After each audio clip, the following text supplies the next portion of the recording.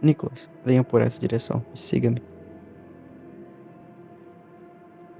Aqui, esse acampamento que eu falei. Ah, a Rússia. O que falar sobre esse país?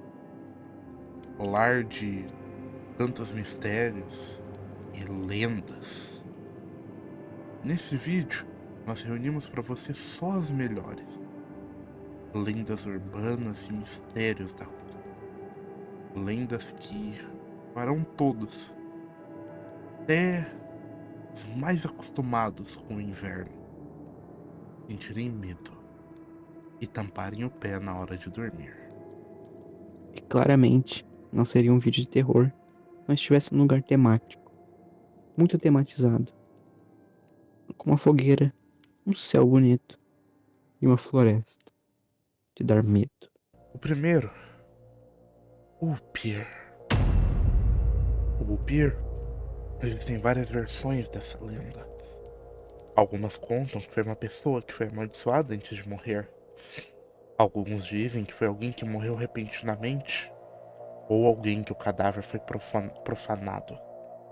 Outros dizem que foi vítima de suicídio, bruxas, crianças não batizadas e aqueles que foram mortos por outro Upir. Ao contrário de muitas outras versões do vampiro, o Upir não era exclusivo da noite. Eles muitas vezes eram vistos nos relatos como vagando à luz do dia, embora os seus ataques fossem feitos durante a noite. Acreditava que aqueles que eram diferentes fisicamente eram candidatos do Upir. Pessoas ruivas, pessoas canhotas, mancos, monocelhas, dentes duplos, ou com uma marca nas costas, eram vítimas do Upir. Traços suspeitos entre os vivos e geravam aquela dúvida de que a pessoa era um Upir incluíam andar ao luar, ter uma cabeça grande e não ter pelos pubianos nas axilas. Eles são frequentemente descritos como tendo 2 corações e 2 almas. As mulheres que morreram durante ou após o parto eram muito vulneráveis à transformação. Temia-se que elas voltassem para as crianças para alimentá-las na noite. É por isso que na Silésia, as que morreram no parto eram enterradas à beira do cemitério, perto do muro. Falta de rigor mortis, rosto corado ou sangue sobre as unhas eram sinais de que alguém poderia se tornar um Upir. Palidez, fadiga e pesadelos recorrentes significavam que alguém dessa família podia ser um Upir. O ritual usado para saber se alguém era ou não era botar uma criança em um cavalo e dirigir até o cemitério, e a criança indicaria o túmulo dele. E então ele poderia ser visto no espelho à noite. Por isso, em várias regiões da Rússia, as pessoas até hoje não se olham nos espelhos depois do anoitecer. Eles bebiam sangues e usavam sua força sobre-humana para rasgar suas vítimas em diversos pedaços. Eles também podiam matar apenas com a respiração ou os gritos. Eles sufocavam as pessoas ou faziam ter sonambulismo. E os Upirs rogavam pragas, matando todo o gado, e os humanos eram frequentemente atribuídos a bruxas ou Upirs, fazendo com que as comunidades russas na época acusassem e linchassem pessoas inocentes. Bom, uma história realmente intrigante. Hum, não há como saber a veracidade.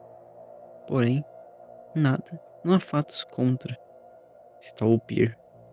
Uma noite tão bela como hoje, por que não? Pode haver um Upir à espreita de nós. Nunca saberemos. A única coisa que nos resta é a dúvida do amanhã. Agora, ter a história de Baba Yaga. Não é só comum na Rússia, porém em todo o folclore eslavo. Baba Yaga, também chamado de Baba Yaga em polonês, Baba Jag, estranho, porém eu não vou falar sobre línguas. Era uma figura sobrenatural, velha, que era uma de 3 irmãs, com o mesmo nome. Uma aparência velha, deformada e feroz, que voava pelos céus da Rússia e dos países que deleitavam de sua fronteira. Se dizia nas histórias que ela morava em uma casa no interior de uma floresta, apoiada sobre os pés de galinha, ou apenas sobre os pés, em algumas versões, e cuja uma fechadura a uma boca cheia de dentes. A Baba Yaga pode ajudar ou dificultar aqueles que encontram ou a procuram. Ela desempenha um papel maternal e também tem associações com a vida selvagem da floresta.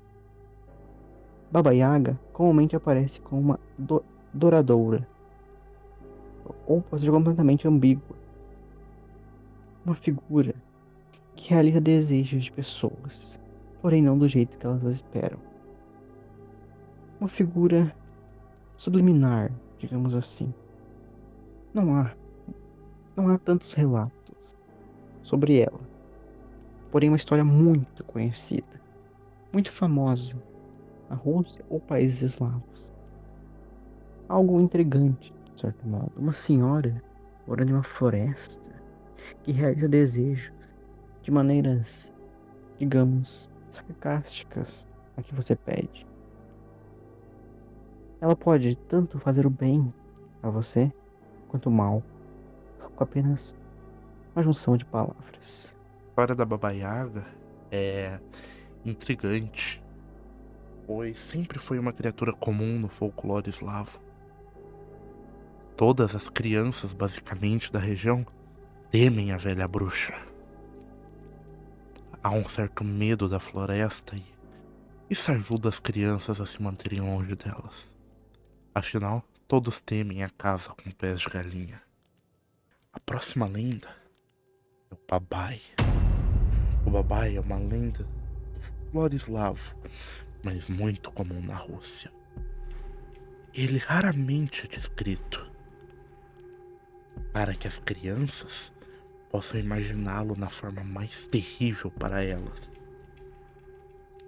Entretanto, em algumas versões da lenda, ele é descrito como um velho negro e que anda de forma torta. Além disso, ele é mudo e não tem os braços, além das pernas roxas. Ele tem uma velha bolsa e uma bengala. E ele vive no pântano. Bem, à noite ele sai de sua casa. E ele anda pelas ruas e coloca em sua bolsa aqueles que ele encontra no caminho. Ele caminha sempre perto das casas e fica perto das janelas e observa as crianças. As crianças não estão dormindo. Ele começa a fazer ruídos, olhar, ranger e bater na janela. Ele também se esconde embaixo da cama das crianças e leva elas. Se elas estiverem, se elas dormirem. 3, 2, 1. Além disso, Babai às vezes se esconde debaixo da cama das crianças e pode levá-las se elas se levantarem. Ele é frequentemente mencionado nas canções de Ninar, com instruções para não ir buscar criança. Intrigante história. Uma história, digamos, lúdica. Olhando agora para um céu iluminado. Crianças, se eles estão pequenos e ingênuos, não sabem muito do mundo, mas já temem o desconhecido. Quem não temeria com uma história tão realista, de modo geral, ou de modo sarcástico, você que me entende. Uma história que traz terror, mas, também um ar do sobrenatural. Bom, agora irei falar de algo famoso, que é de conhecimento geral. Acho que a maioria aqui conhece. O experimento do sono russo. Porém, você sabe os detalhes? Irei contá-los agora. O experimento do sono russo é uma história onde 5 pessoas na União Soviética sofreram atos terríveis. Eles dizem em prol da ciência. Basicamente, um gás inibidor de sono que basicamente faria com que os pacientes fossem impossíveis de sentir sono era liberado todos os dias em suas celas. Todos os dias os pacientes ficavam acordados 24 horas. Em meados de 1940, onde a data onde o experimento aconteceu, ele era um projeto científico ultra secreto do governo. Ninguém sabe onde ficou a base, quem eram essas pessoas e quais eram os cientistas, militares ou todas as pessoas que estavam por trás disso. A única coisa que nós sabemos é que eram 5 presos políticos que foram mantidos nessa câmara de gás selado, esse gás misterioso que não deixava eles dormirem. Os prisioneiros foram falsamente prometidos ser liberados da prisão se completassem o experimento por completo, o que, de forma irônica, era impossível, pois eles teriam de ficar 30 dias acordados. Algo que, algo que estava sussurrando através da mente dos pesquisadores era que esse projeto seria muito bom para a União Soviética, já que assim eles poderiam testar como o sono afeta o cérebro, pois 30 dias sem dormir poderia ser em tempos de guerra, poderia ser algo muito brilhante aos seus soldados, já que eles teriam vantagens estratégicas e militares surreais. Nos primeiros dias do experimento, pacientes relataram sussurros do além, conversas estranhas que não vinham de lugar nenhum, apenas do vazio de suas mentes. Os pesquisadores também teriam notado que os pacientes estariam conversando mais sobre assuntos mais sombrios, sem sentido. Após 9 dias de experimento, um dos pacientes gritou por horas, incontrolado. Os outros apenas os observaram e contemplaram, sem nenhum movimento. O homem que gritou ficou tanto tempo gritando, num volume tão alto, que ele rompeu todas as cordas vocais. Resultado, ficou mudo.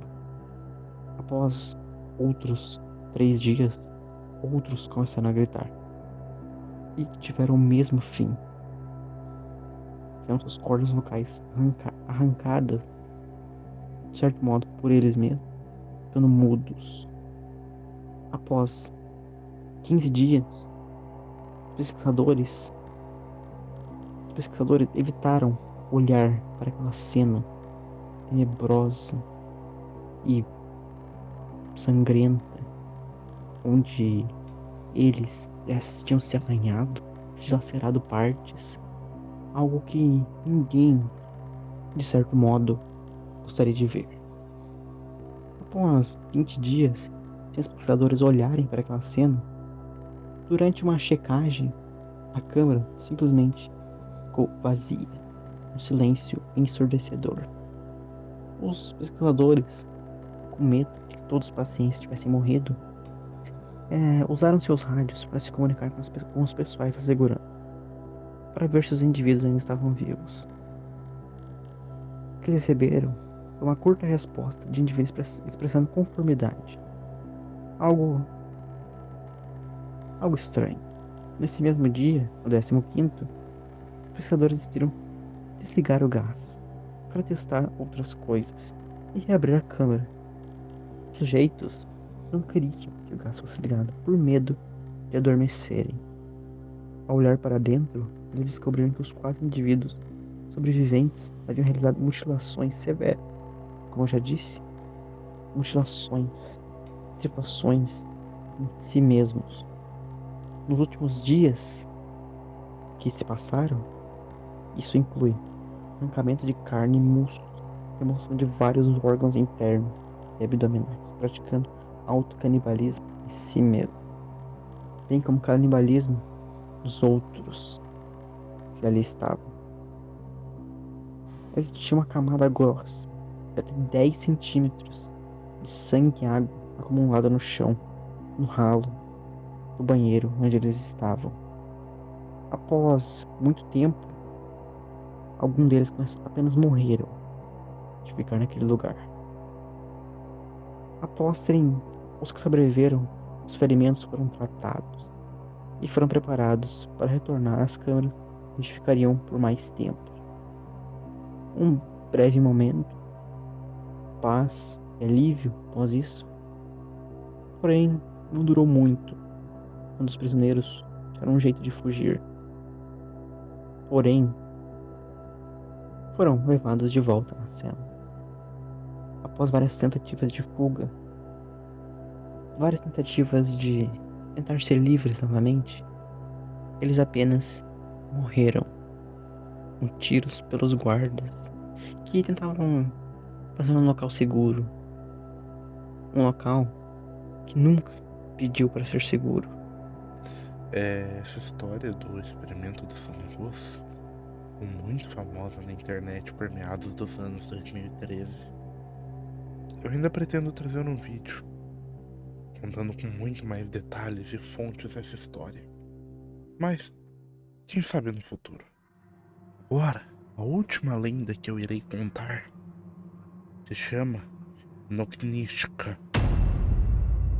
Ela é um ser conhecido por se sentar no peito, extraindo a energia vital das pessoas durante o sono. Por isso, muitos dizem que ela é uma espécie de vampiro. De acordo com várias fontes, ela continuará frequentemente visitando as pessoas. Elas visitam quando alguém dorme de costas ou com as mãos no peito, o que é considerado mau agouro nas culturas eslavas. Afinal, as mãos no peito é o jeito que os mortos normalmente são postos nos caixões. Elas podem se fingir de sombras e têm uma voz estridentemente horrível. Ela cheira a musgo e a sujeira da sua floresta de origem. Elas são conhecidas por atormentar também crianças. Porém, existe uma superstição de que colocar uma pedra com um buraco no centro de baixo da cama é uma proteção contra essas bruxas. As mães, em algumas regiões, colocam uma faca nos berços de seus filhos ou desenham um círculo ao redor dos berços com uma faca para proteção. Isso se baseia na crença de que os seres sobrenaturais não podem tocar no ferro. Essa lenda é muitas vezes comparada à pisadeira, uma lenda do Brasil que também fala de uma mulher que pisa nas pessoas durante a hora de dormir. Uma história intrigante. A Rússia realmente é um país com uma cultura grande. Não à toa, é o maior país do mundo. Essa tal história também tem relação com uma história brasileira. Provavelmente uma inspiração. História que traz um ar de inquietude, onde até no mais, momento mais confortável da sua vida, que é o sono, algo de ruim pode estar à espreita. Agora, irei contar uma história intrigante, baseada no relato de alguns mineiros da região mais fria da Rússia, mais aproximadamente na região de Kola, na Rússia. E nessa região havia alguns mineiros. Qual trabalho? Autoexplicativo. Mineração de carvão. Num certo momento, eles foram convocados para fazer a mineração do poço de Kola, que também é conhecido como o poço mais fundo criado pelo ser humano. Nisso, tudo caminhava normal. Eles foram capazes até de finalizar o poço antes que as ferramentas derretessem no calor incessável do núcleo da Terra. Obviamente, nem chegaram perto desse ponto, apenas 11 quilômetros abaixo da Terra, antes que as temperaturas atingissem incríveis 1100 graus. Porém, isso não vem ao caso. Só uma curiosidade. Que vem ao caso, um relato de algum desses mineiros na mina próxima à mina de cola, onde se diz que há gritos do inferno. Isso se vem da crença de que o poço consegue chegar até o inferno, já que é uma das minas mais profundas conhecidas dessa região e talvez até do mundo. Um dos relatos dizem que todos que entram lá pela primeira vez escutam gritos incessantemente altos, algo que ninguém consegue aguentar, ninguém mesmo, de várias pessoas, de vários lados, de todos os lados, para dizer a verdade. E é grito de todos os tipos de pessoas, crianças, idosos, mulheres, homens, ninguém se livra disso. Há relatos que quanto mais fundo você vai, mais incessante os gritos ficam, cada vez mais agoniados de dor, sofrimento, miséria. Há relatos também que quanto mais vezes você entra, mais os gritos ficam próximos de você. Tão próximo que há um ponto em que você não ouve eles apenas na mina, mas sim em todos os lugares, cada vez mais incessantes. Em certo ponto, ninguém aguenta mais. Você apenas se torna mais um do poço. A história também fala que todos que escutam esses gritos e por algum motivo vêm a falecer se tornam mais um nesses gritos. Porém, também há a crença que se você for religioso o suficiente, você pode libertar uma das almas desse poço e se tornar um libertador. Essa lenda é de certa forma aterrorizante. Afinal, por mais ateu que a pessoa possa ser, todos de certa forma, se formos parar pra pensar, temos um certo medo do inferno. É um local assustador. E ver pessoas lá sofrendo é literalmente uma visão infernal. Bom, mas no vídeo de hoje era isso que eu e o Christian? Cadê você, Christian?